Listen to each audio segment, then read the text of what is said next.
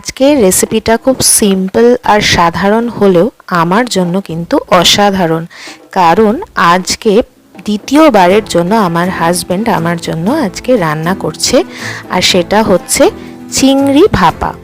প্রথমবার আমি ক্যামেরা বন্দি করতে ভুলে গেছিলাম, তাই আজকে করছি।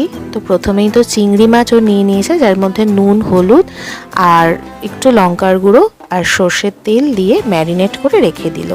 তারপরে এখানে কালো সর্ষে, সাদা সর্ষে দুটোই 2 চামচ করে আর একটু পোস্ত 2 চামচ দিয়ে এরকম শুকনো করে মিক্সিতে গুঁড়িয়ে নিল। তারপরে দিয়ে দিচ্ছে কিছু শুকনো নারকেল আর লঙ্কা, ফ্রেশ নারকেল থাকলে সেটা দিলেই ভালো, আর টক দই দিয়ে ভালো করে ব্লেন্ড করে নিয়েছে। তারপরে আবার একটু নুন আর একটু জল দিয়ে আবার ব্লেন্ড করে এবার একটা টিফিন বক্সে মিশ্রণটাকে দিয়ে ম্যারিনেট করে রাখা চিংড়ি মাছটাতে দিয়ে একে একে নুন, হলুদ গুঁড়ো, লঙ্কার গুঁড়ো, মিষ্টি আর একটু চেরা লঙ্কা সব কিছু দিয়ে তারপরে দিয়ে দিচ্ছে ধনে পাতা ফ্লেক্স, সেটা তবে যদি ফ্রেশ থাকে সেটাই দিলে ভালো, আর একটু সর্ষের তেল। তারপরে ভালো করে মিশিয়ে এবার একটা পাত্রে জল গরম হতে দিল।